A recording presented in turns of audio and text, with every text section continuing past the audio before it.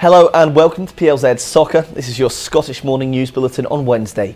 Celtic striker Edouard is a major doubt for next weekend's Old Firm match after he tested positive for coronavirus as he arrived for international duty with France under-21s. Now, according to Scottish Government rules, a person who tests positive must self-isolate for 10 days, which would make Edouard available for just 1 day before the meeting with Rangers. The Hoops say none of their other players have recorded a positive result as it stands. The League Cup returned last night with several lower league teams playing competitively for the first time since March. Premiership team Hamilton Academical were embarrassed by League Two opponents Annan Athletic for the third time in 5 years. It was a shock 3-1 defeat in Group F.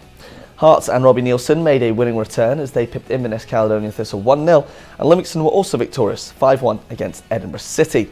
Forfar became the second team to forfeit a match 3-0 after their game with Dundee was cancelled after one of their players returned a positive COVID test. Several other players are currently isolating. Kilmarnock, of course, had already forfeited their game at Falkirk while their squad self-isolate and 6 players recover from coronavirus. And the anticipation continues to build for Scotland's crucial Euro 2020 playoff semi-final with Israel tomorrow.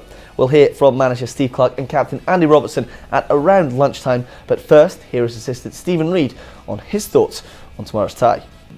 There's going to be a tiny part that may play a part going into the next game, but it's going to be a completely different game. It's a completely different scenario. I think everyone knows what's at stake going into the game on Thursday. Thanks for watching, and don't forget you can like, share and subscribe to our Facebook, YouTube and Twitter channels, which is where you'll also find the football show with Peter and Ruffy. So on every night at 4, they discuss all today's stories with the panel and exclusive guests.